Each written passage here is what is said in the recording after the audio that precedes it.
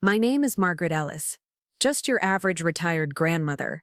After spending a lifetime working tirelessly, I managed to cobble together a modest pension. When my only daughter Claire got married, there was only one thought weighing heavy on my mind. How could I support her a little more? I mean, what else is a mother supposed to do? Flesh and blood doesn't just look the other way, no matter how complicated life becomes. Watching your own child struggle, it's a kind of pain no parent carries lightly. The year Claire married Ryan, I quietly stepped in. They were settling down in Seattle, a city where everything feels like it costs triple what it should. Rent, gas, groceries, daycare. You name it. Their income barely covered the essentials. It was suffocating to watch from afar. So I stepped up in the only way I knew how. When their son Noah was born, things only snowballed. Formula, diapers, daycare. It was like tossing bills into a bottomless pit. I never waited for them to ask. I offered every single month, like clockwork. I wired them. It wasn't a fortune by any means, but it was enough to keep Noah fed, keep the lights on, and allow them to breathe a little easier. Eventually, that monthly wire transfer became as routine as my morning cup of tea. My old friends often teased Margaret. "You're too good a mother," they'd chuckle. "Sending that much every month? Aren't you worried Ryan's getting a little too comfortable with it?" I'd always laugh it off, replying the same way each time. "What's the point of keeping score? They're my families.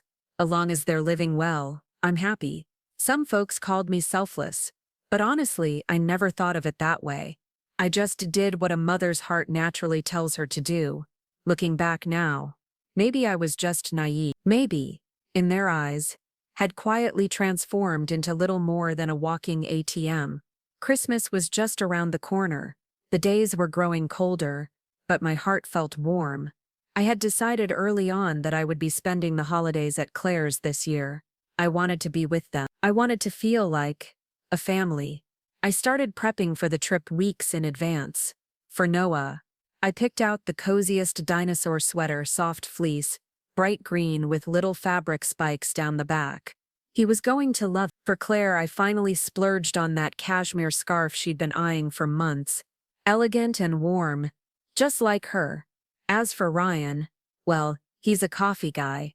So I arranged for a friend in Vermont to ship me some specialty roasted beans. Something unique, something thoughtful. I even baked a tin of homemade sugar cookies and tucked in a small bottle of my signature bourbon from my old hometown. By the time I zipped up my luggage, the two large suitcases were practically bursting. I found myself humming as I picturing it all. Our little family gathered around the dinner table, the turkey sizzling in the oven, Noah ripping through his presents on the living room floor, Ryan cracking those silly dad jokes he always thinks are funnier than they are, and Claire bustling around the kitchen, radiant content. Just thinking about it was enough to melt away the sting of winter. That three-bedroom townhouse had been their home since the day they got married. Back then, they were nowhere near having enough for a down payment. I remember emptying almost every penny of my savings, everything I had spent decades building. I even borrowed a little from my brother Samuel to cover the rest. I still remember the day they got the keys. Claire wrapped her arms around me so tightly, her eyes shimmering with grateful tears. "Mom, thank you," she whispered. "From now on, this is your home too. You come anytime you want. The south-facing bedroom, that's always yours." Ryan stood next to her, nodding, his expression softer than usual. "Claire's right, Margaret.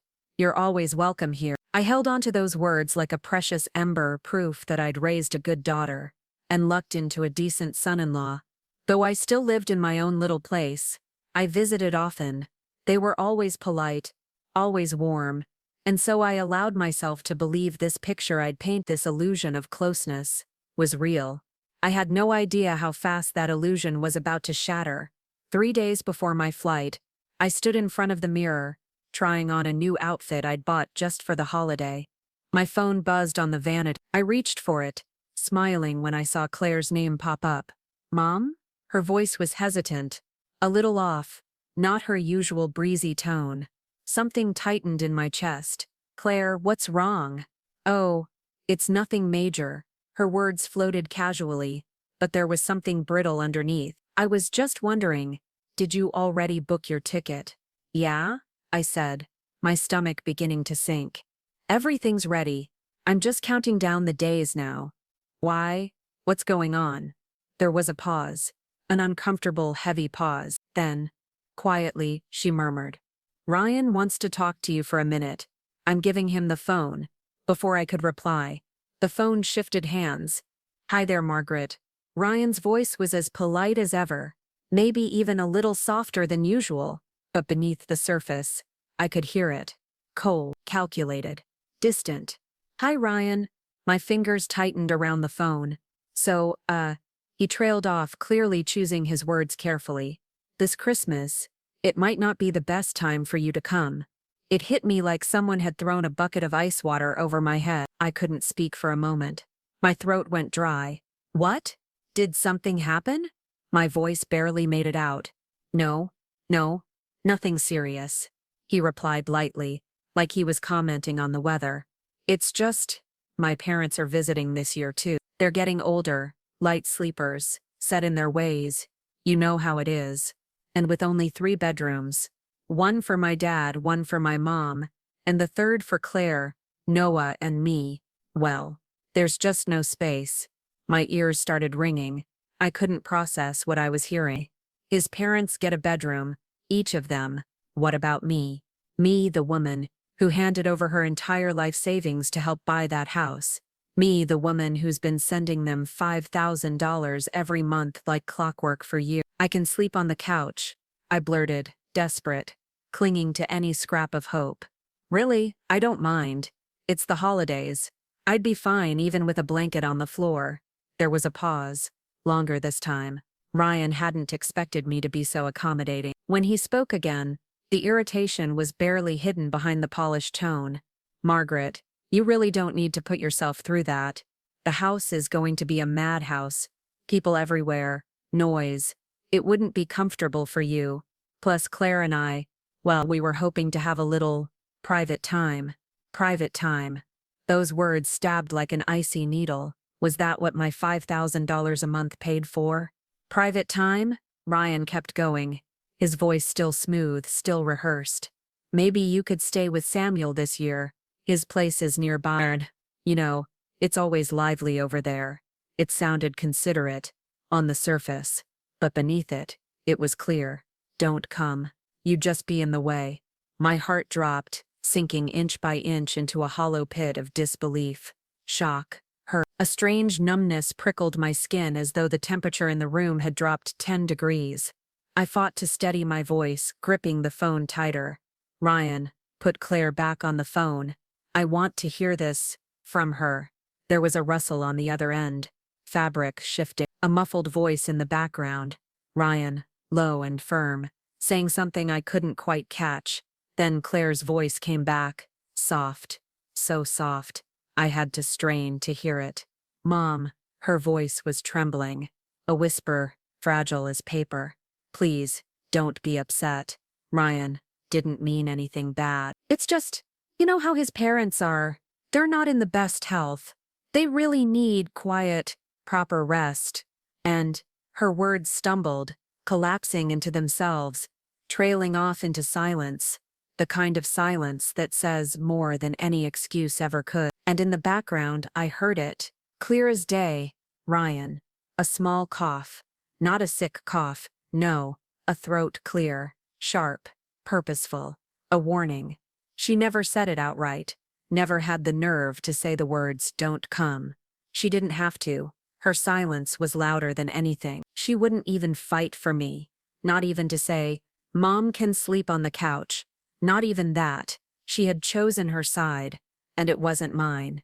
All right, I said, my voice scraping out smaller than I meant it to, but steady, calm. I understand. I forced myself to keep it level, to hold on to what little dignity I had left. I ended the call before either of them could say another word. The moment the dial tone rang out, the silence wrapped around me, thick, suffocating, total. I sat there, frozen, staring at the 2 suitcases neatly packed in the corner of the room. Days of careful preparation. boxes wrapped in glossy reds and greens, perfectly curled ribbons, thoughtful gifts chosen with love. They sat there now, like props in a cruel joke, like decorations for a holiday that no longer existed. Ryan's words rang again and again in my ears. My parents are coming. Each of them needs their own room. Over and over like a broken record, until the syllables blurred into noise, until all that was left was the hollow echo of betrayal. I couldn't stop the memories from flooding in. I remembered when Claire and Ryan first got married. That tiny, shabby rental apartment, the one where the walls were so thin you could hear the neighbors sneeze, and the pipes groaned like dying whales every time someone flushed. It was winter. The heating barely worked. They huddled under 3 blankets just to keep warm. The ceiling fan rattled like it was moments away from falling straight onto their bed. I couldn't stand seeing them live like that. Couldn't stomach the thought of my daughter starting her marriage in such conditions. So I did what I had always done. I reached into my retirement savings, emptied out what I had built over a lifetime of labor, pinching every penny until there was nothing left but lint and worry. It still wasn't enough. So I swallowed my pride and went around borrowing from friends, from Samuel, from anyone kind enough to help. I spent weeks juggling paperwork, dealing with loan officers, practically begging the bank to expedite things. I was exhausted. My back ached, my knees throbbed, but none of it mattered, because I truly believed, I was helping them build something better, a home, a future, a family. And when Claire got pregnant with Noah, I dropped everything to help her. Morning sickness hit her like a tidal wave. Couldn't keep a single bite of food down for weeks. I moved into their house, cooked whatever bland, miserable foods her stomach could tolerate, rubbed her aching back, walked with her when sleep refused to come. When Noah was born, the sleepless nights began. Claire and Ryan were both wrecked, hollow-eyed and desperate for rest. I was the one who paced the living room for hours, rocking a screaming baby in my arms until he finally drifted off, and through all of it, through every scraped knee, every sick day, every bill that came due, the money never stopped.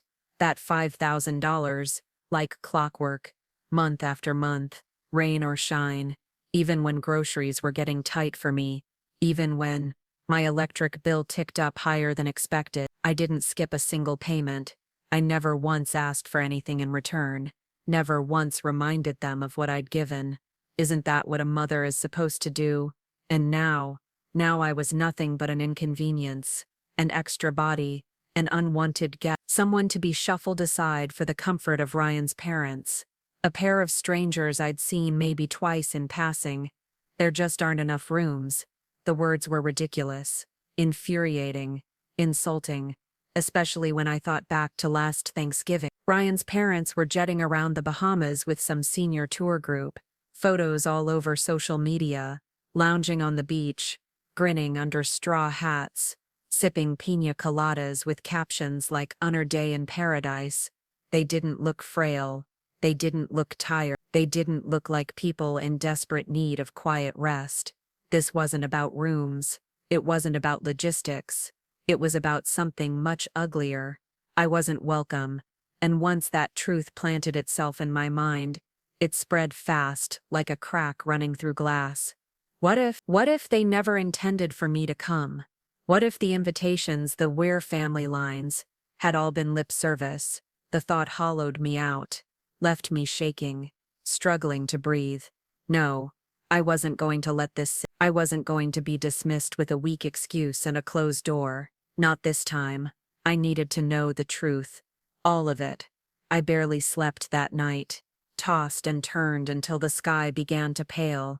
My body felt like lead, but my mind was sharper than it had been in years. At dawn, I reached for my phone, scrolled through my contacts until my thumb hovered over a name I barely remembered. Sophie Hart, Ryan's niece. We'd met once at a barbecue years ago, added each other on social media more out of politeness than anything else.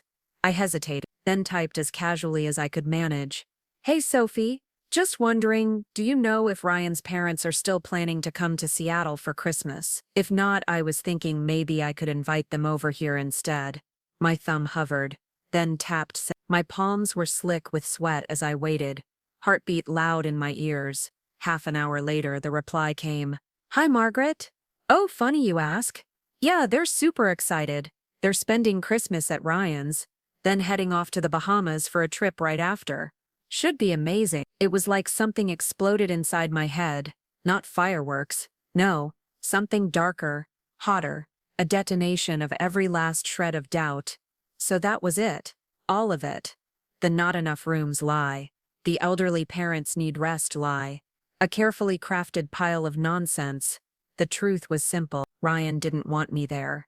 I was a burden, an inconvenience, something to be hidden away like clutter before company arrives.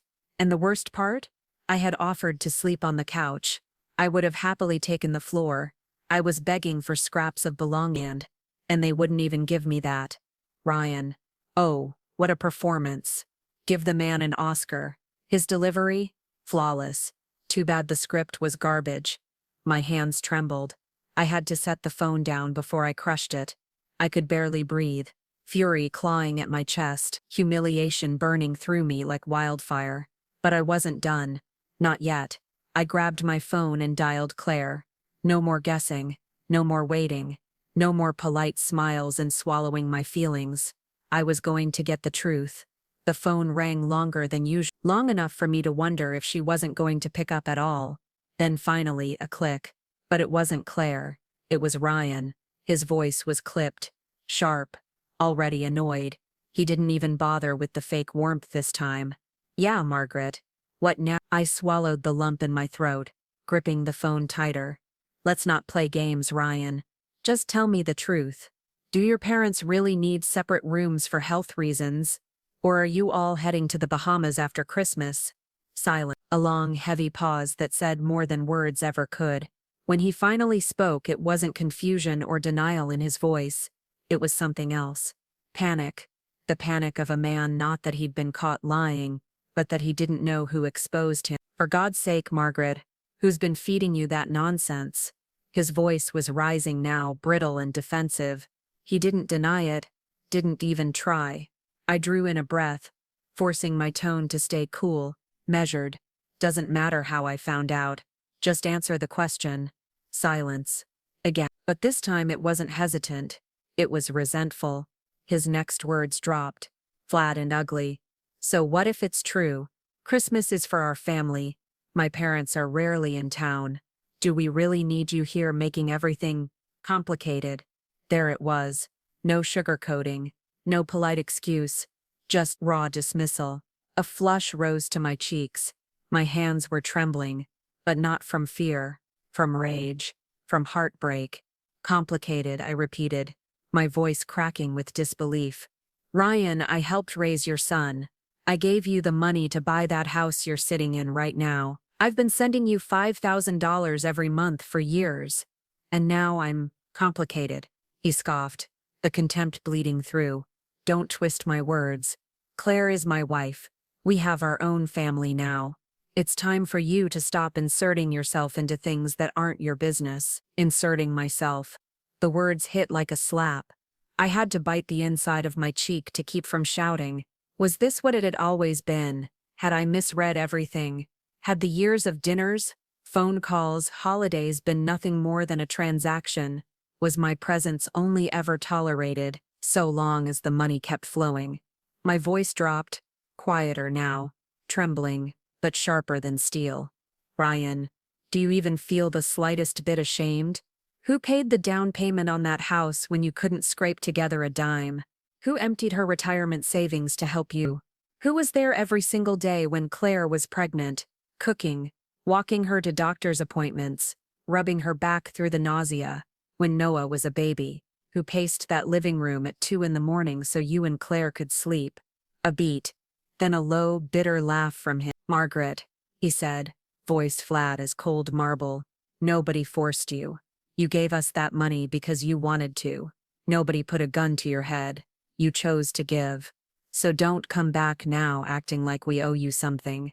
I could hear the sneer in his voice, the complete lack of gratitude, the ugly, entitled certainty of a man who truly believed he had done nothing wrong. "And that money you send Claire every month?" he added, his tone turning oily. "That's your decision. You want to help her? Fine. But don't pretend that buys you a seat at our table, because it doesn't. That's not how this works. Not how this works." I felt the breath leave my lungs, the audacity, the cruelty, but worse than all of that, the certainty, the absolute belief that he was right. He wasn't done. My parents worked hard their entire lives to raise me. The least I can do is make sure they're comfortable when they visit. It's called being a good son, Margaret. You wouldn't understand. That last line was the knife twisted and deep. A good son, you wouldn't understand. The hypocrisy, the staggering I was shaking, physically trembling now, not from a lack of words, but from the sheer weight of humiliation, from the brutal clarity of how little I actually meant to him, how disposable I truly was. And in the aching silence that followed, it finally hit me. There was no point in arguing. People like Ryan, they don't change because you beg. They don't reflect. They don't suddenly wake up to how they've hurt you. They take in when you stop giving. They tell you it was your choice to give. He had never thanked me, not once, because in his mind, I hadn't given anything worth gratitude. I had only done what I was supposed to do, and now that he didn't need me anymore, I was being filed away, like a receipt for a purchase long forgotten. I inhaled slowly, swallowed back the burning sting behind my eyes. There was one person left, one person whose silence had hurt more than any of Ryan's words. Claire, my daughter. Where was she in all this? Why, when I needed her the most, was she silent? I hung up on Ryan, without another word. My fingers trembled as I pulled up Claire's contact. For a moment, I just stared at her name on the screen. Then, with hands stiff as stone, I tapped out a message. "Claire, I just spoke with Ryan. My heart hurts more than I can put into words. I know life hasn't been easy for you both, and I've never wanted to be a burden, but what I can't understand is why couldn't anyone just tell me the truth? I'm not unreasonable. I just want honesty. I just want to know, what do I mean to you? What am I really?" I hit send, then sat in the oppressive, hollow quiet of my house, listening to every tick of the wall clock, every creak of the floorboards, every shallow breath. Minutes dragged by. 10, 20. Then, my phone buzzed. A reply. Only a few lines, but they cut deeper than any scream ever could. "Mom, please don't be upset." Ryan was a little blunt. "I know, but he didn't mean to hurt you. He's just trying to make things easier for his parents. It's not often they get to visit. And things have been really hard lately. The mortgage, Noah's school, the car payments, everything. Please don't make this harder for me. Just stay home this year. Enjoy the holidays. I'll come visit you after New Year's. I promise." It was like watching someone you love drown and realizing they're the one holding themselves under. No apology. No "I'm sorry." No "you didn't deserve this." Just an exhausted plea to not rock the boat. A quiet hope that I would accept the scraps I was being offered and let the matter die. She didn't defend me. She didn't fight for me. She didn't even acknowledge how badly they'd hurt me. All she offered was a passive sorrow, an evasive sadness that tried to smooth over the wreckage without ever looking directly at it. She had chosen, not by screaming, not by slamming doors, but by whispering and walking away. I set the phone down, my fingers curling around it, slow, tight, then tighter still, and inside my chest, something quietly completely broke. A soundless, final kind of breaking. That's enough. I couldn't rely on her anymore. I couldn't even expect her to defend me when I wasn't asking for anything more than a couch, a place at the table. All those years of sacrifice, all those years of thinking love meant giving until I had nothing left. And now, nothing left was exactly what I had. The house was suffocatingly quiet. That heavy, aching sort of silence that sinks into the walls, into your skin, into your bones, stood there, unmoving, staring at the phone like it might suddenly come alive and offer some different answer. Something better. Something kinder. But it didn't. Nothing did. I walked slowly to the window, tugged aside the curtain. Outside, the sky was a flat stretch of winter gray, heavy clouds sagging low, promising snow. The wind whipped through the bare branches of the oak tree on the corner, sending brittle leaves spinning like little paper scraps. They drifted down, one after another, and somehow, it felt like they were landing right on me, on my chest, on my heart, cold, weightless, but heavier than anything. So be it. This Christmas I wouldn't go anywhere. No airports, no train stations, no Seattle townhouse waiting for me. I would stay right here in this quiet, empty little house, alone. And maybe that was fine. Right then and there, I made a decision. That month's $5,000 transfer, I wasn't sending it. Not out of anger, not out of spite, not to be petty, but because, finally, I understood. There was no point. I had given them everything. My time, my labor, my money, my love. And what I got in return were lies, excuses, carefully worded dismissals wrapped in a polite smile and a locked door. What exactly was I still paying for? I didn't send a warning, didn't text, didn't call, said nothing. When the usual bank notification popped up, your scheduled transfer of $5,000 is ready to process, I simply swiped it away. Dismissed. No drama, no speech, just a hollow, aching kind of quiet, a tired sadness that went all the way down. Had our relationship really boiled down to this? A single automatic transaction, a line item in a budget. All those years, I believed talking about money ruined relationships, that if you didn't discuss it, it wouldn't get between you. But now I understood the truth. Sometimes, even if you never talk about money, the relationship was never real to begin with. And that's fine. Let this $5,000 be the test. Let's see what really matters to them, their mother, or her money. As the days inched toward Christmas, the world around me grew warmer in that typical festive way that felt both comforting and cruel. Neighbors were draping garlands over porch rails, threading strings of soft white lights under the eaves. The smell of cinnamon and clove floated through the air. Somewhere down the street, someone was baking apple pies. I could almost taste it. The laughter of children echoed faintly through the neighborhood as they chased each other in jackets far too thin for the weather. Car doors slammed, paper bags crinkled as families lugged home turkeys, bags of potatoes, bottles of wine. The whole world felt wrapped in this perfect, glowing postcard of the holidays. But inside my little house, there was nothing. No wreath, no blinking lights, no warmth, just stillness. Like an old wooden cabin hollowed out by time, creaking as the wind rattled through its empty corners. I didn't reach out to Claire, not once. And neither did she. No follow-up texts, no apologies, not even a half-hearted check-in. It was like that whole conversation, the lies, the betrayal had simply been swept under the rug, forgotten, or ignored. 4 days passed, then 5, and on the 5th day, right around what used to be my monthly transfer date, my phone rang. Claire, her name flashed across the screen. For a moment, I didn't move, didn't breathe, just stared at it, feeling something heavy sink inside my chest. Part of me wanted to let it go to voicemail, but another part, the stubborn part, the one that hadn't yet been burned to ash, picked it up. Hello? My voice was neutral, calm, not cold, but definitely distant. Hi, Mom, Claire chirped. Too cheerful, too careful. Her voice tiptoed. I could hear the smile, the manufactured ease. How have you been? It's gotten really cold lately. Make sure you're bundling up, okay? I'm fine. Short. Simple. No warmth. No anger. Just flat. That's good, she said. There was a pause. I could hear it, the wheels turning in her head, trying to figure out how to ease into the real reason for the call. So, it's Christmas today. Did you have any plans?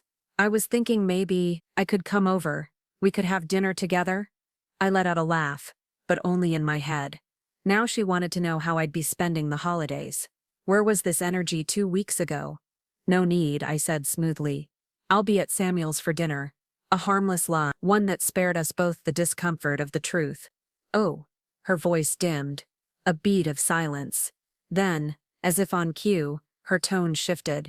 Subtle, casual, pretending it was an afterthought. Oh, by the way, Mom, did you forget to send this month's money?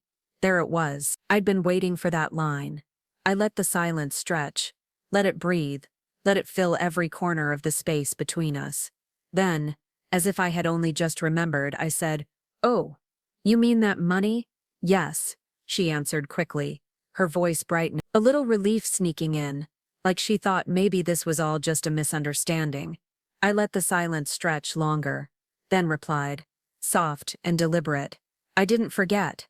Her end of the line went utterly still. Instant silence. Sure. I could almost hear her face freeze in real time. "I was just thinking," I continued, my voice measured, calm. "With the holidays and everything, you probably have a lot of expenses. And with your in-laws around, I'm sure they're helping out a bit too. So really you probably don't need my $5,000. I let that sink in, then added, my voice dipping lower, colder now. "And you were right, Claire. I'm just the outsider now, always interfering in your little family. Doesn't feel right anymore, does it? So, I've decided, no more money from me. I'm done." Silence. The kind of silence that doesn't breathe, doesn't blink. A silence that feels like it might crack the air in half. I didn't need to see her face to know exactly what it looked like in that moment. Stunned, scrambling, the disbelief that only hits when a line you assumed would always be there suddenly vanishes. And the thing about forgetting, it's contagious. They forgot everything I gave. My help, my love, my money. So, I forgot to pay. Not out of revenge, not out of spite, just because, finally, I'd learned. For several long seconds, there was nothing but static silence. And then her voice, trembling, thin, both hurt and incredulous, wrapped in disbelief, as if she couldn't quite process what she was hearing. "Mom, how could you do this?" Claire's voice pitched higher, brittle and cracking. "How could you just stop the transfer like that?" Her breathing quickened. I could hear it, loud and uneven, like she was pacing. "Do you even know what we're dealing with this month?" Her voice surged, frantic now, trembling with panic that barely concealed its anger. "The mortgage, Noah's tuition. The bills were drowning, Mom. We're drowning. And now you just cut us off. How are we supposed to manage this?" There it was. Not how could you cut me off emotionally. Not how could you stop speaking to me. No. It was always about the money. I felt it then. Whatever fragile, flickering ember of tenderness was left in me, it went cold. I stayed silent for a moment, not because I didn't have anything to say, but because I was truly trying to make sure that when I opened my mouth again, I didn't fall back into old habits. I wasn't going to explain myself. I wasn't going to apologize for doing something that, for once, was simply choosing myself. Then, before I could even speak, another voice exploded through the speaker, sharp, loud, furious. "Margaret, what the hell is this supposed to mean?" Ryan. His voice boiling with rage, venom practically dripping from every syllable. "Are you seriously using money to manipulate us? Is that what this is now? What, you think you can punish us? Guilt trip us into begging you to come back? Unbelievable." He was yelling now, not even pretending to hide his disgust. "Claire is my wife. My wife. You're supposed to help her. You're supposed to be there for her. And now you just, pull the rug out from under us. Make her suffer because you're feeling petty." There he was, the man behind the polite smiles. No more silk over steel, just steel now. Sharp, brutal, ugly. I held the phone steady, breathed in, out, then let out a quiet, bitter laugh. Soft, dry. "Manipulate you," I repeated, my voice cool, detached, like I was observing this scene from somewhere far away. "How exactly am I manipulating you, Ryan. He didn't answer. Or maybe he was too busy winding himself up for another explosion. I gave you that money because I wanted to. I continued, slow and sharp as broken glass. And now? I don't. Isn't that the independence you've always wanted? The silence on the other end wasn't real silence. It was him seething, sputtering, scrambling for a comeback that wouldn't sound as hollow and ridiculous as it was. I let that moment stretch, let it twist. Besides, I added smoothly, you're such a good son to your parents since they're staying with you for the holidays. I'm sure they'd be more than happy to help with the bills. After all, you've made it clear this is your home now. Wouldn't want to burden an outsider like me with it. For a heartbeat, there was nothing.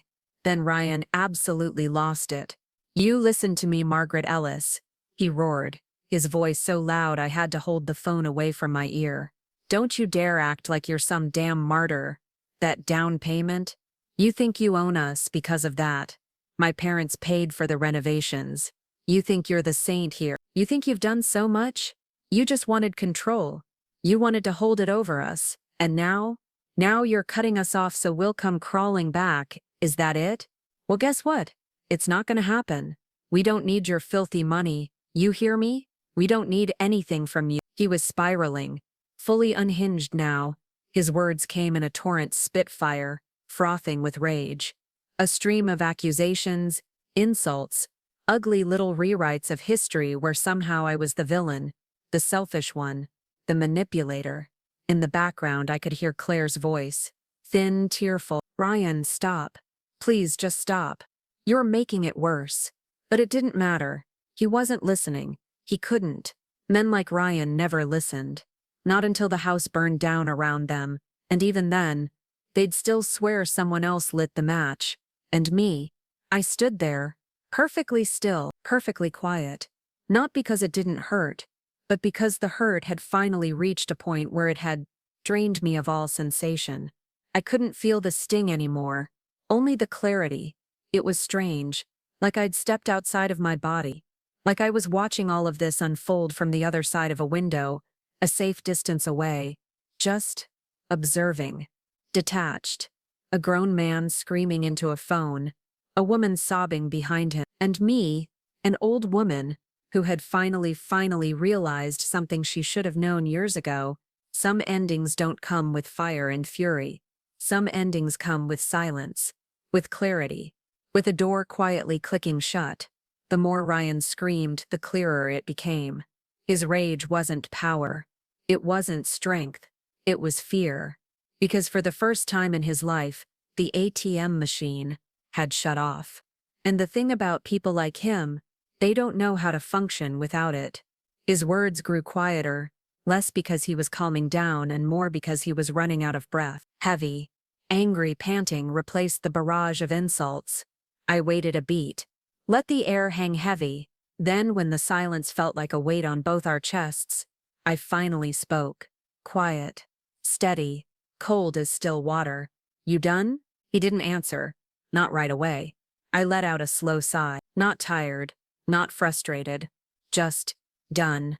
You told me something earlier, Ryan, I said, my voice as even as I could make it. You said you and Claire are an independent little family now, that I shouldn't interfere. I paused. Let it land. Fine. I'm respecting that. Starting now, I won't interfere ever again. Silence. Sharp. Uncomfortable. Quivering. And I wasn't done. Since you think I've been using money to control you, let me make it simple. There will be no more money. None. No misunderstandings. No conditions. No surprises. From this point forward, I'm stepping out of your lives entirely. I said it as calmly as if I were reading the weather report. No rage. No screaming. And somehow, that made it cut even deeper. My fingers tightened on the phone. And don't worry, I added softly. You won't get another call from me. I won't be bothering your little family again. It wasn't a threat. It was a promise. In the background, Claire's voice cracked, desperate now. Mom. No. Please don't say that. Ryan didn't mean it. He's just upset. He didn't mean any of it. I let out a quiet, bitter laugh. Sweetheart, I don't care what he meant. What matters is what he said. And more importantly, I paused, feeling the burn in my chest, the truth swelling up like a wave. You heard every word, and you didn't stop him. She went silent. I could hear it, the guilt rising in her throat like bile, like something sour she couldn't quite swallow down. Her voice cracked. Mom, it's been so hard. You don't understand. We've been struggling. Everything's falling apart. I didn't know what to do. I closed my eyes. Softly, gently, like laying something to rest. I know it's hard, Claire, I said, voice low. It's hard for me too. But you know what? Through all of this, all your struggles, all your fear, you never once stopped to ask what it's like to be completely alone on Christmas. Sitting in a quiet house, with 2 unopened suitcases, and nobody coming home. Her breath hitched. Small, weak. You understood, Claire, I said. You always understood. You just never stood up. Silence. Deep. Awful. Full. I glanced out the window again. Snow had started falling. Soft, slow, steady. Little white flecks drifting down against the dark gray sky. All right, I said finally. Quiet. Firm. Enjoy your holiday. Don't call again. I'm fine, really. You don't need to worry about me. And before she could respond, before she could cry or beg or scramble for one more excuse, I hung up. Then I powered the phone off completely, set it face down on the table, and for the first time in, God, I don't even know how long, I felt something I hadn't felt in years. Peace. The days that followed were still, not empty. Exactly. Not sad in the way most people think of sadness. It was quieter than that, deeper, like standing alone in the middle of a frozen lake, surrounded by nothing but the hush of falling snow. Outside, the world spun happily toward Christmas. Neighbors bustled about, wrapping their porches in twinkling lights, hauling home bags full of cranberries and yams, turkeys plump and ready for roasting. Laughter echoed down the block, kids sliding on sidewalks slick with frost, bundled in coats too big for them, their mittened hands clutching each other as they stumbled and shrieked. Warm yellow light spilled from living room window. I could hear distant strains of holiday music. Silent Night, Let It Snow, the cheerful croon of a Bing Crosby record someone probably inherited from their grandmother. It should have made me feel lonelier, but it didn't. Not really, because what filled my house wasn't loneliness, it was space. Space I had finally claimed for myself. I didn't answer the phone. I didn't check my email. I didn't scroll through old photos looking for comfort that would only sour into grief. Instead, I sat, quiet, sipping tea at my kitchen table, staring out the window, watching the snow fall in heavy, steady curtains. And for the first time in years, there wasn't a single knot in my chest, no tension in my shoulders, no dread simmering just under my skin. The anxiety that had lived there so long, the constant fear of disappointing someone, of being too much or not enough, had simply evaporated. I had done it. I had stepped away, and the world hadn't ended. On the 3rd day there was a knock at the door. I didn't answer it, but I stood quietly on the other side, listening. It was Edith, my elderly neighbor from across the hall. I could hear her familiar soft shuffle, her cane clicking gently against the floor. "Margaret, dear," she called through the door, her voice warm and lilting. "I made a fresh batch of spice cookies. Thought you might like a few." I stayed still, pressing my fingertips to the wood. She waited a moment longer, then sighed, not frustrated, not offended, just understanding. "Well, I'll leave them here by the door, all right? You stay warm, love." Her footsteps faded down the hallway. For a long time, I stood there, my hand still resting on the doorknob. Not because I didn't want to see her. I did. I adored Edith. But I didn't have it in me to pretend. To smile and chat and say, oh, how lovely, when what I really wanted was just to be still, to be alone, to process. A little while later, I finally opened the door. There was a small tin sitting neatly on the mat. A sticky note taped to the top read, "Made with extra cinnamon, for warmth." I smiled. For real this time. Small, quiet, but genuine. That evening, I pulled open the storage closet. Boxes stacked high, some untouched for years. I sat cross-legged on the floor, tugging lids off one by one, hands moving slowly, reverently. Inside were the things I'd kept but never allowed myself to look at. Claire's wedding invitation.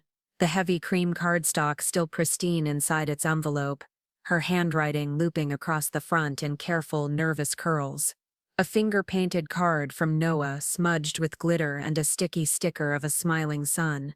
To Gwandma, I love you, and tucked deep at the bottom, a worn-out teddy bear. Half its fur rubbed off, one button eye missing. I held it in my hands, fingers tracing the frayed seams. It smelled faintly of vanilla and dust. Then my fingers brushed against a photo frame. I pulled it out carefully. It was a picture taken 6 winters ago, in Claire and Ryan's living room. The Christmas Noah had just been born. I was in the center of the photo, wearing an apron, hair messy from a day of cooking, cheeks pink from the heat of the oven. Noah was asleep in my arms, his little face peaceful, his tiny fingers curled around my thumb. Claire stood beside me, smiling. Ryan was in the background, grinning, half joking, mid-laugh. At the time, I'd thought, this is it. This is happiness. This is what family looks like. I stared at it for a long, long time. Then, slowly, I set it back into the box.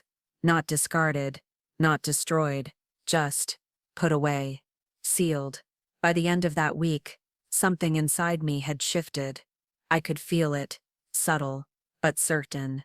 I started waking up earlier, at 6 sharp, my kitchen filled with the smell of fresh coffee, the simple ritual of it. It grounded me. I pulled out my old planner and made a list of 3 tasks. Every day. Do the laundry.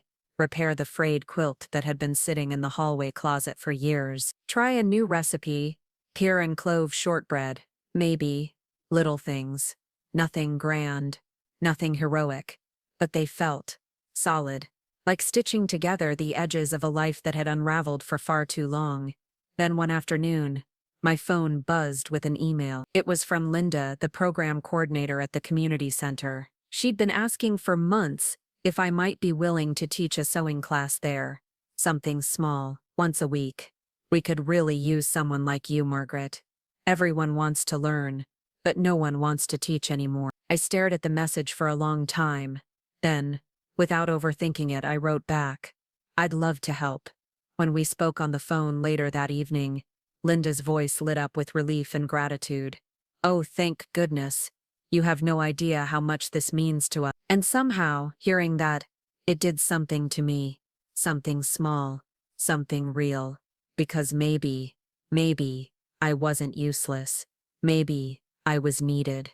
Just, not by them. That night I sat down with an old scarf I'd knitted for Claire years ago. A pale lavender one she used to love when she was younger. Back when she still called me every night just to tell me about her day. The edges were fraying now. The stitches loosened in place. I threaded the crochet hook through the worn yarn, pulling each loop carefully, slowly, fixing what had unraveled. And as my hands moved, so did my thoughts, unspooling quietly, gently. Was she staying warm enough? Did Noah have enough to wear? Was Ryan still furious? The money hadn't gone through, in weeks now. But that didn't mean I had stopped caring. It just meant I had stopped confusing care with obligation. The next morning, I folded the newly mended scarf and placed it back in the drawer where it had lived for years. Not because I thought Claire would ever come looking for it, but because, if she did, it would be here, waiting, whole again, quiet, simple, and whole. I walked into the guest room still tidy, still prepared with fresh flannel sheets and the electric blanket laid out across the mattress. On the nightstand sat a little box of strawberry cookies, Claire's favorite. The same brand she used to ask for when she was a teenager, long before marriage, and stress and distance rewired who we were to each other. I didn't leave it there because I expected her to come. I left it there because, just in case, not out of weakness, not because I was opening the door to being used again, but because if one day, the weight of it all became too much for her, if she found herself standing at the edge with nowhere else left to go, I wanted her to know the light was still on, not as a lifeline, not as a rescue, but as a choice. And then, silence. No calls, no texts, no knocks at the door.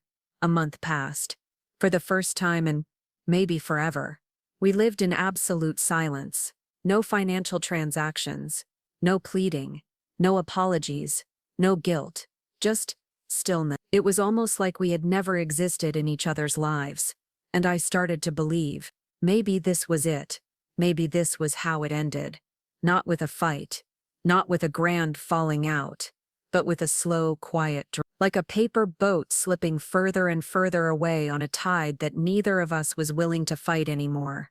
Then, on a Friday evening, there was a knock. Not the kind of knock that's confident, not loud, not demanding. It was hesitant, soft, almost scared. I dried my hands on a dish towel and walked to the door, peering through the peephole. There she was, Claire, standing just past the threshold, bundled in her old puffer jacket zipped up to the chin, a worn canvas bag slung over her shoulder. Her face looked pale, her eyes hollow. She stood there for a long time, as though she was gathering the courage to actually press the doorbell. Her hands fidgeted with the strap of the bag, her breath coming out in little shaky clouds in the cold air. Then her lips parted. "Mom." Her voice was soft, brittle as cracked porcelain. Can I come in?" For a moment I didn't move, didn't answer. Not because I wanted to hurt her, but because part of me needed to decide. Not whether to forgive her. No, that wasn't the question. The question was, could I let her in without letting the past back in too? Without letting myself fall back into the woman I used to be, the one who bent until she broke. I stepped aside. No, welcome. No, how are you? Just opened the door. She walked in slowly, didn't take her coat off, didn't even glance around the house. Her hands were trembling, her eyes rimmed red. She looked exhausted, like someone who'd been holding herself together with duct tape and stubbornness for far too long. "Mom," her voice cracked. I can't. I thought I could, but I can't do it anymore." She didn't cry. Not right away. She just stood there, head bowed, fingers knotting and unknotting the strap of her bag. At home, she swallowed hard, as though forcing the words through a throat full of splinters. Ryan lost his job, this time for real. No severance, no backup plan. The credit cards are maxed. The mortgage is overdue. Again. I stayed quiet, didn't gasp, didn't jump in to soothe, didn't offer the solution like I always had before, because this time, I needed to know why she was really here. She cleared her throat, eyes glued to the floor. When you didn't answer the phone, when I realized you weren't gonna send the money this time." Her voice broke, jagged. I knew you were really done with me." Her hands trembled, her lip wobbled, but the tears still didn't fall. I tried to call again, but I couldn't. I just couldn't. Silence, heavy, and then, her next words barely more than a whisper. "I'm not here to ask for money. I know you're tired of me. I know. I don't deserve anything else from you. I'm not asking for that. She lifted her gaze, finally, and I nearly staggered under the weight in her eyes. "I don't know who else to talk to. I don't know where else to go. I don't know what to do." Her voice cracked open then, wide and raw. "I don't know who I am anymore. Without you holding everything together." I didn't rush to answer, didn't jump to fix. Instead, I turned, walked slowly into the living room, sat down on the sofa, pulled the yarn basket toward me. The scarf was still there, half finished, waiting. Then I patted the cushion beside me. "Sweetheart," I said, gentle but firm, "if you've got something to say, come sit down. We've got time." She hesitated like a stray animal, unsure whether the outstretched hand was safety or a trap. Then she crossed the room, sat stiffly on the very edge of the couch, hands clenched so tight her knuckles were white. Her next words came small, shaky. "Mom, I divorced Ryan." My breath caught. I blinked. When? Last week. Her hands twisted. It, it wasn't sudden. Not really. It started the day you stopped sending money. She swallowed, voice barely holding together. That's when he spiraled. He started getting meaner, angrier. Said, you turned your back on us. Said the only thing your family ever contributed was that down payment, and that everything else, the renovations, the repairs, came from his parents. That you were useless. That I was useless. She paused, then whispered. That's when I knew. She sucked in a breath, trembling. I remembered, Mom. I remembered everything. Who held my hand at every doctor's appointment. Who was there when I gave birth. Who walked the floors all night when Noah was screaming. Who cooked. Who cleaned. Who carried me through it all. Her voice cracked, sharp and raw. I remember. I was so scared. I thought if I kept quiet, if I didn't rock the boat, maybe the marriage would hold. Maybe everything would stay standing. A tear finally slipped down her cheek. She wiped it away, almost angry at it. But it didn't. It all came crashing down anyway. I didn't rush to respond. I sat there, knitting hook in hand, watching her unravel, watching her shed the layers of who she had become. The fear, the shame, the desperate pretending. When she finally went quiet, I stood, walked into the kitchen, came back with a glass of water. Here, I said gently, drink a little, let yourself breathe. Her hands trembled as she took it, the glass clinking against her teeth. I sat back down, crossed my legs. I wasn't angry, I told her quietly. I was tired. Tired in a way I didn't even know how to explain. Tired of holding a net you never saw, but always expected to be there. Her lip quivered again, her voice dropped to a whisper. Mom, I'm sorry. I didn't defend you. I didn't say a word. And I know now, you weren't mad. You were hurt. Her shoulders collapsed inward. I'm a mom now, too. And I finally get it. I didn't answer right away. I just sat there, letting the quiet settle. Then, softly, I said, the hurt you caused me, it's not something that vanishes overnight. She nodded fast, choking on a sob. I know. I met her eyes. Calm, steady. But, you're my daughter. That doesn't change. Not ever. She broke, not in a dramatic, wailing kind of way, but quietly, completely. Her shoulders shook, her breath stuttered, and then she reached for me, collapsed into my arms the way she used to when she was a child who'd scraped her knee or woken from a nightmare. Mom, I love you, she whispered against my shoulder. I was so scared. I didn't know how to hold it all together. I wrapped my arms around her, rubbed her back the way I did when she was little. Her hair smelled faintly of lavender and exhaustion. It's okay to fall apart sometimes, I whispered. But you can't spend your life making someone else your crutch. You understand? She nodded against my shoulder, silent. I didn't say anything else, I just let her cry. And when her breathing finally slowed, I stood, went back to the kitchen, and put the kettle on, started making her a warm drink. Outside, the wind howled, whipping through the naked trees. But inside for the first time in a very, very long while, there was warmth again. A light. Small, faint, but real. Claire stayed for 3 days. Not moved in, just staying temporarily, she'd said, her voice hesitant, almost rehearsed. And I didn't argue.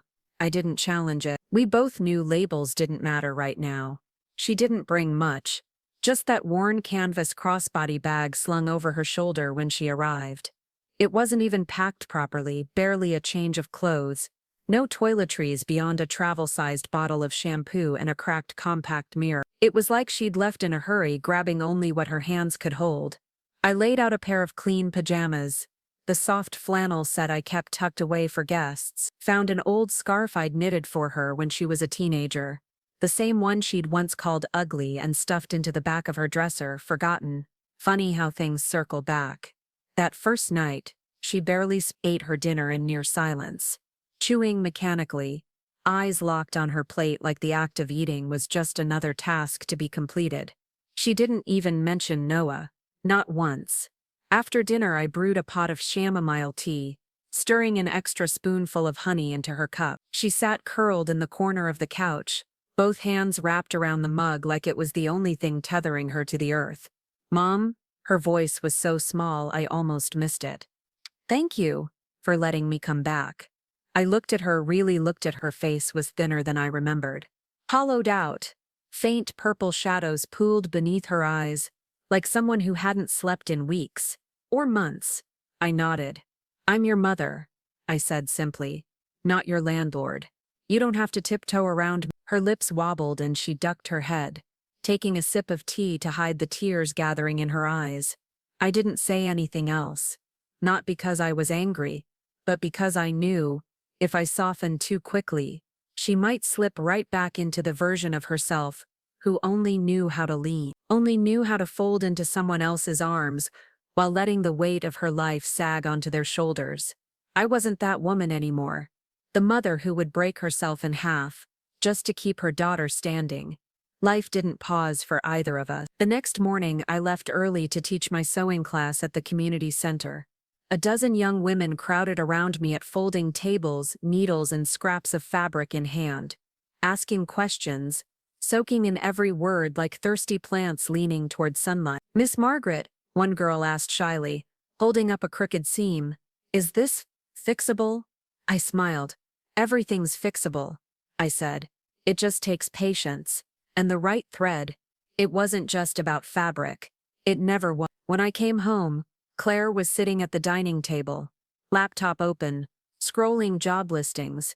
She didn't notice me at first. Her brows were knitted together, her lips pressed tight. She muttered under her breath, clicking through post after post. I stepped into the kitchen quietly, started unpacking groceries, letting her be, letting her wrestle with the weight of her own choices.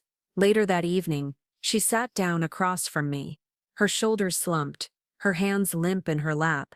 "I sent out 8 resumes," she said quietly. "Got 2 callbacks. Interviews scheduled, but they both said, there's a lot of competition. I don't know." She picked at a loose thread on her sweater, avoiding my gaze. I've never looked for a job on my own before," she admitted. "It was always you or Ryan, someone else figuring it out." I didn't rush to comfort her, didn't jump in with a solution. Instead I said, "It's about time." She let out a weak laugh, half bitter, half defeated. "I applied at a convenience store. The manager asked if I had any cashier experience, and I didn't even know what to say. I always thought being a good wife, a good mom, was enough." Her voice cracked, but she swallowed it down. "I don't want to go back to how things were. I don't want to be her anymore." I handed her a glass of water. "It's enough that you know that now." She took it, her hands trembling just slightly. Then her eyes flicked up, nervous, uncertain. Do you not want me to stay?" I held her gaze, steady, clear. "It's not that I don't want you here," I said evenly, "but we need to be honest with each other." Her breath hitched. "This isn't a place to hide from the world," I continued. "And I'm not going to carry your life on my back again." Her shoulders folded inward, but she nodded. I understand. "I'm not turning you away," I added softly. "You can stay, for now, long enough to catch your breath, to figure out your next step. But the decisions, the work, the responsibility, they're yours now." Her lip trembled, but she nodded again. "Okay." I didn't soften it further, didn't fill the silence with empty reassurances, because if she was going to change, really change, it had to start here. She looked down, twisting the hem of her sleeve between her fingers. "What about Noah?" I asked. Her face crumpled for a moment.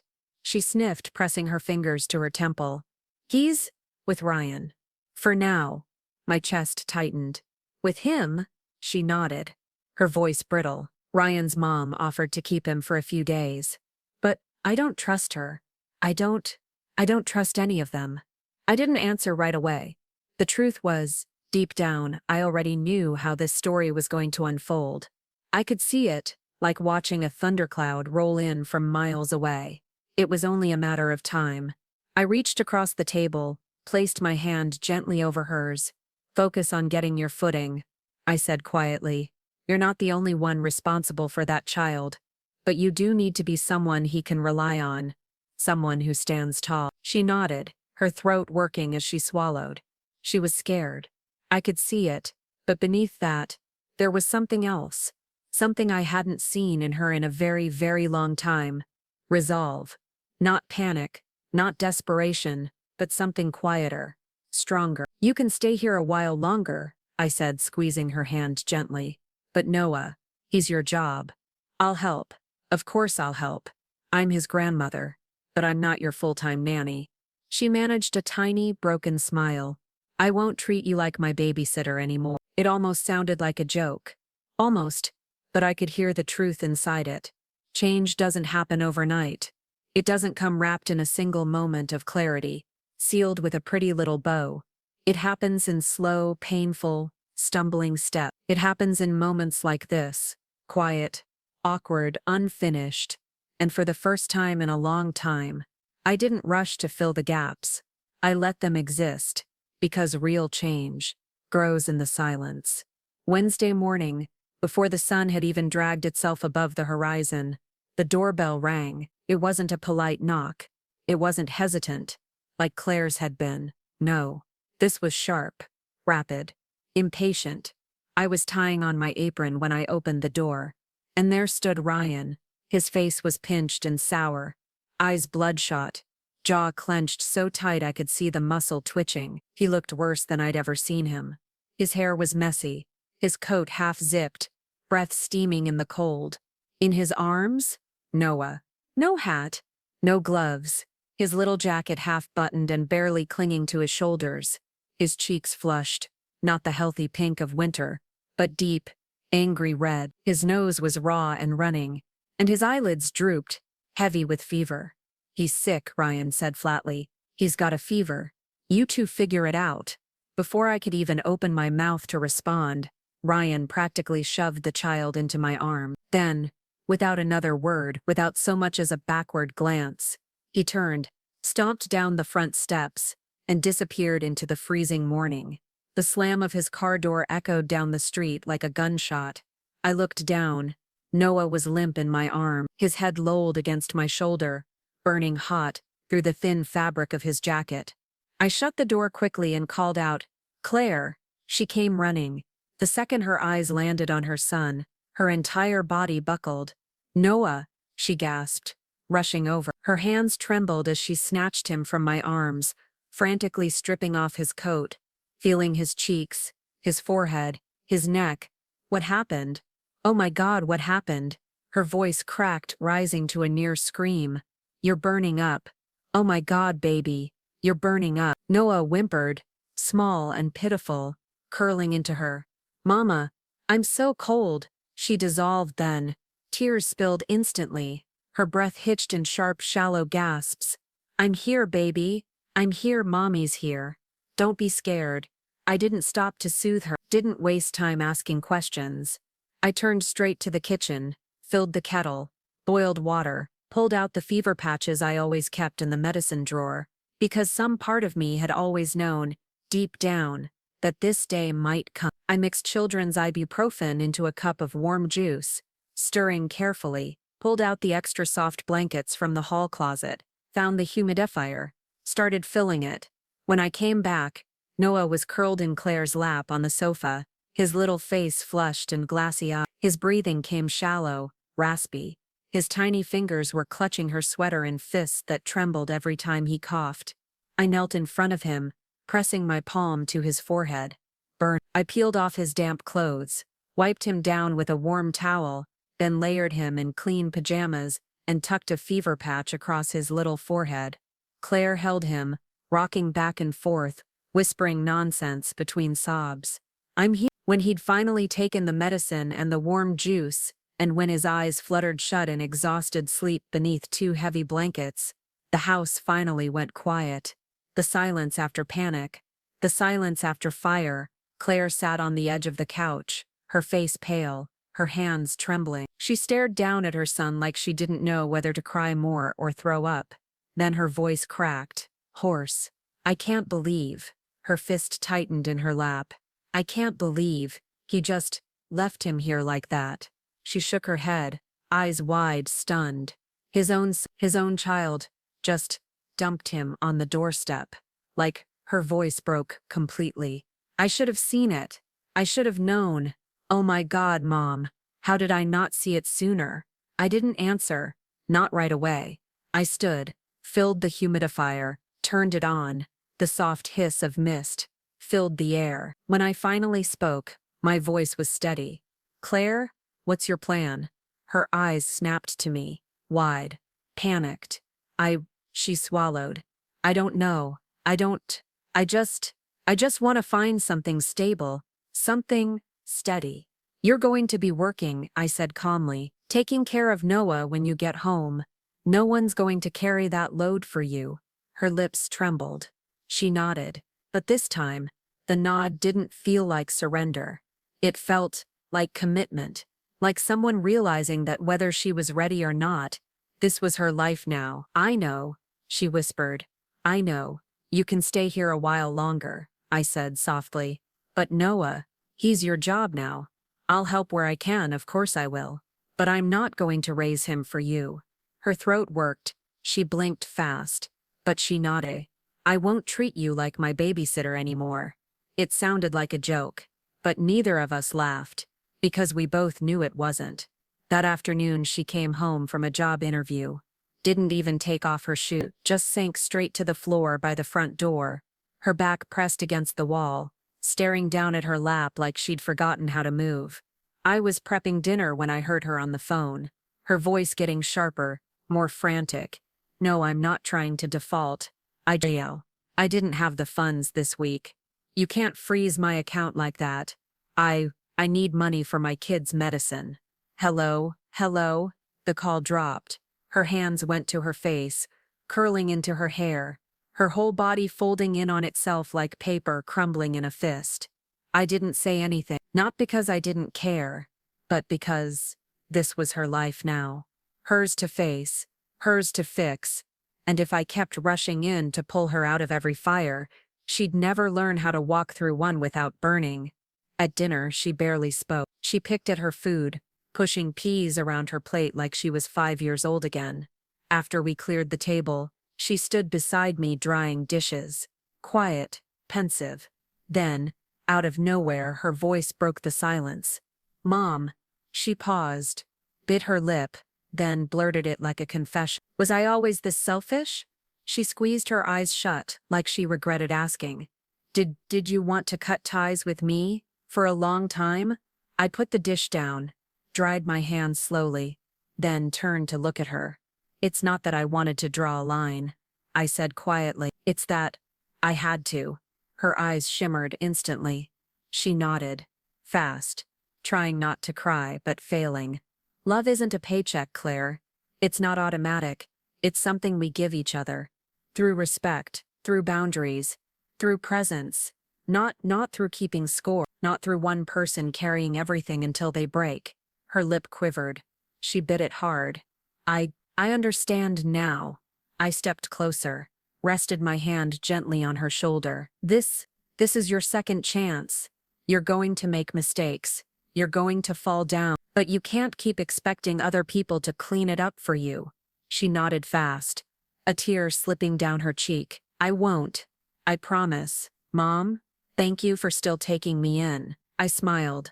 Small, quiet, tired. I didn't take you in, I said softly. I'm just getting to know you again. She laughed.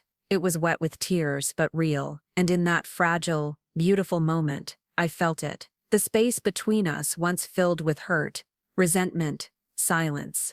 It shifted, softened. Not erased, not fixed, but softened. We weren't going back to what we used to be. We were building something new. Something that might, in time, turn into something strong. A relationship no longer built on imbalance, but on mutual growth, on mutual respect. I set a bowl of warm soup in front of her. Eat, I said, squeezing her shoulder. You've got another interview tomorrow. Can't negotiate on an empty stomach. She sniffed, wiped her cheeks and smiled. a real tired but genuine smile. "Hey Mom," she whispered, picking up her spoon. And for the first time in years, I believed her. The next morning, Noah's fever finally broke. I could tell the second I peeked into the guest room, the soft golden light spilling through the curtains, the way his little chest rose and fell more easily now. His eyelids fluttered open, sticky with sleep, but his gaze was clear. The flushed pink had faded from his cheeks, replaced by a gentle warmth. He blinked at me, then, with a tiny hoarse voice, whispered, "Good morning, Grandma." I reached out and pressed my palm to his forehead. Cool, steady. The fever was gone. Relief unfurled in my chest like warm sunlight. "Good morning, sweetheart," I whispered back. "You're feeling better, huh?" He nodded, rubbing his eyes with the back of his small, sticky hands. In that moment, it hit me. This little boy, this innocent child, none of this was his fault. None of the chaos, none of the failures, none of the pain swirling around him. And yet, here he was, brave, resilient in that way only children know how to be. I pulled the blanket up to his chin, smoothing it down with both hands. "You rest a little more. Grandma's making pancakes today." His little face lit up a weak smile, but real. In the kitchen, Claire was already moving. Not gracefully, not confidently, not yet, but moving. She stirred the pancake batter, mumbling quietly under her breath, reading the recipe from her phone. Her motions were a little clumsy. She spilled a bit of milk, cracked an egg too hard, so a few shells slipped into the bowl. But, still, she didn't stop. "Okay, soak the rice for 30 minutes. Wait, no, wrong tab," she muttered, squinting, swiping, then flipping back to the recipe. I sat in the living room, hands curled around my tea, watching her. And I didn't correct her, didn't rush in to take over. Because this awkwardness, this fumbling through the unfamiliar, this was what growth looked like. It didn't come dressed in triumphant speeches or dramatic declarations. It came dressed in small, ordinary mornings like this. Pancake batter, sticky countertops, mismatched socks, quiet determination. Not long after Noah was feeling well enough to sit up and color at the table, Claire landed a job. It wasn't glamorous, it wasn't high-paying, but it was steady. Front desk at a used furniture store. $10 an hour, part-time to start. Her boss, she told me over dinner, was a woman in her 50s. Quiet, sharp edge, fair. "She reminds me of you," Claire said with a little grin. "Doesn't talk much, but she gets things done." I just nodded. "Then you'll be fine." Over dinner that night, she paused suddenly, spoon halfway to her mouth. "Mom," she said, her voice softer than it had been in weeks. I was wondering," she hesitated. Can I stay here a little longer?" She blinked, startled by her own words, like even asking felt foreign. I smiled. "A small, genuine thing. If you want to stay," I said simply. "I'm glad to have you." Her mouth parted like she wasn't expecting it to be that easy. She nodded quickly, biting her lip to hold back the swell of emotion. "Thanks," she whispered. "Really. We didn't say much after that. But that meal, quiet, simple, felt more like a family reunion than any holiday dinner we'd ever shared in that Seattle townhouse." The days that followed flowed like water. I went back to my sewing class at the community center. There, surrounded by women eager to learn how to stitch hems and mend seams, I felt useful, needed. I tended to my little balcony garden, pruned the herbs, repotted the wilting basil, brushed the frost off the railings. Sometimes I'd take Noah to the local library. He'd discovered puzzles and drawing recently, tiny, meticulous sketches of dinosaurs, cats, or rocket ships with squiggly flames shooting out the bottom. "Grandma, look, I drew you," he'd say, bursting with pride, holding up a wobbly stick figure with big curly hair and a wide smile. I'd tape them to the fridge. Every single one, no matter how lopsided, no matter how silly, because to me, they were masterpieces. And something else shifted. Claire stopped saying "I'm sorry" every 5 minutes. Instead, she started saying, "Thank you. Thank you for dinner. Thank you for watching Noah while I went to work. Thank you for giving me time to figure this out." Small words, Simple, but they felt like seeds being planted. And maybe that's what family should really sound like. Not a cycle of guilt and forgiveness, but mutual care and mutual presence. Two adults trying to live decent lives, side by side, not perfectly, but honestly. Then, one afternoon, an old friend called, someone from back home. She was organizing a get-together for the neighborhood women, asking if I was thinking of moving back to my hometown. "Everyone misses you, Margaret. You should come back. The town's not the same without you." I paused, stared out at the little pots of lavender and rosemary on my balcony, watched a bird hop along the railing, pecking at a bit of frost. "I appreciate that," I said gently. "But, no, I'm staying here." I didn't want to go back to the place where everyone only knew me as that good mother, as the woman who gave everything for her family, because I'm not that woman anymore. I'm not anyone's free babysitter, not anyone's second chance, not anyone's safety net on demand. That night, I was out on the balcony, hands buried deep in soil, repotting the parsley. The air was crisp, the wind tugging at my cardigan. I wrapped it tighter around my shoulder. When I looked up, Claire was standing in the kitchen doorway, leaning against the frame. "Mom." Her voice was quieter now, softer, different. "If you ever, want to travel, or go somewhere, I could come with you." I smiled. Not out of habit, but because I meant it. "If I want to go somewhere," I said, brushing dirt from my hands, "I'll go on my own." She nodded, didn't flinch, didn't argue, didn't take it as rejection. She understood. She accepted it, not because I loved her any less, but because she finally understood what love really is. To love someone doesn't mean giving yourself away. It means being able to say, "I want a life of my own too." 2 months later, Claire stood in the kitchen with her arms crossed, shifting her weight nervously from one foot to the other. Her gaze flicked to the window, then back to me, as if rehearsing the words in her head before saying them out loud. "Mom," she began, her voice a little shaky but determined, "I've made a decision." I looked up from the crossword puzzle I'd been filling out. "Oh," she inhaled, deep and steady. "I'm moving out." For a second I just sat there, not surprised, not startled, just letting it settle. "Are you sure this time?" I asked gently. "Have you really thought it through?" She nodded, firm. "Yeah, I've thought about it. A lot." Her hands fidgeted with the hem of her sleeve. "Do you remember the house, the one Ryan and I used to live in?" A smile tugged at the corner of my mouth. "Of course I do. I gave up my share of it," she said, swallowing hard. "Let Ryan carry the mortgage on his own. If he wants to stay, let him. That's his mess now." I nodded. "Good." I found a little apartment near Noah's school. Nothing fancy, but it's enough. It's clean. It's quiet. We'll live there now. Just me and Noah. She paused, her lips quivering just for a moment. "And you're always welcome to visit." Something in my chest softened, warmed. I nodded. "I know." We didn't need to say more. Didn't need to unpack the complicated history of that house. The house I had emptied my savings to help them buy. The house that once symbolized love and new beginnings, but had slowly decayed into something else. Something heavier. Something bitter. It was old business now, and digging it up would only reopen wounds that had finally started to close. A few days later I helped her and Noah pack their things. It didn't take long. She didn't own much anymore. A few boxes of clothes, some books, Noah's puzzles and crayons, a battered kitchen mixer she'd snagged from the second-hand shop where she worked. We loaded it all into the back of a borrowed van. I stood by the door as she buckled Noah into his booster seat.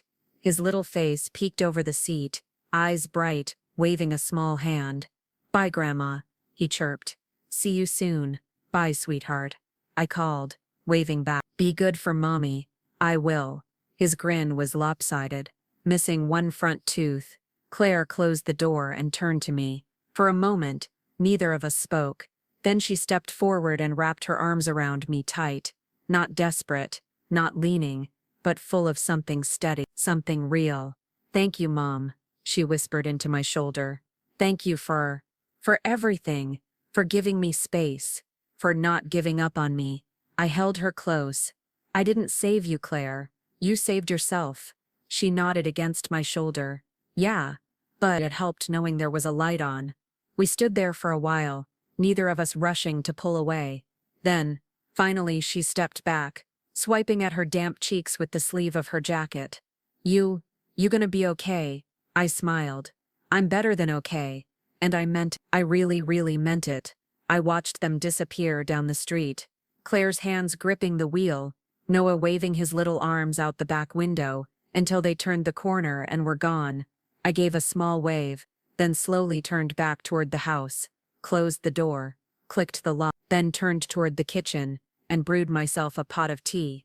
The living room fell still again, not empty, not hollow, just quiet, because this time, the silence wasn't loneliness. It was space, space I had finally claimed for myself. Looking back now, it's so clear. This whole journey, it was never about a dramatic escape, never about slamming a door and walking away in righteous fury. It was about something quieter, softer. It was about gently untying every knot life had looped around me, not ripping, not breaking, not raging, just releasing the guilt, releasing the fear, releasing the automatic, bone-deep reflex to please, to rescue, to surrender my boundaries in the name of being a good mother. I don't want love that keeps score, and I won't spend what's left of my life trading my peace for obligation. I know now she'll face struggles again. Life is messy, unpredictable, unkind sometimes. And yes, maybe one day she'll come back, needing help again. If I can help, I will. If I can't, I'll say no, with clarity, without guilt, because now I finally understand something I should have understood long ago. I'm not an ATM. I'm not a living nanny. I'm not someone's second chance on demand. I'm me, a woman who stands on her own 2 feet.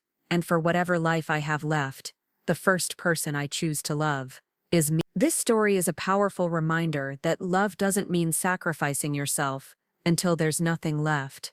For years, Margaret poured her heart, time, and even her life savings into supporting her daughter's family, believing that's what a good mother should do. But when betrayal came, not from strangers, but from the very people she sacrificed everything for, she faced a painful truth. Unconditional love should never come at the cost of your own dignity, peace, and self-respect. This isn't just a story about family, it's a lesson about boundaries, self-worth, and learning that sometimes, choosing yourself is the bravest act of love there is. If this story touched your heart, inspired you, or made you reflect on your own life, please make sure to like this video, subscribe to the channel, and share it with someone who needs to hear this message. Your support means the world, and helps us keep creating meaningful content like this. And before you go, leave a comment below, let me know which country or region you're watching from. I love seeing how far this community reaches across the world. Thank you for being here. Let's grow, heal, and rise together.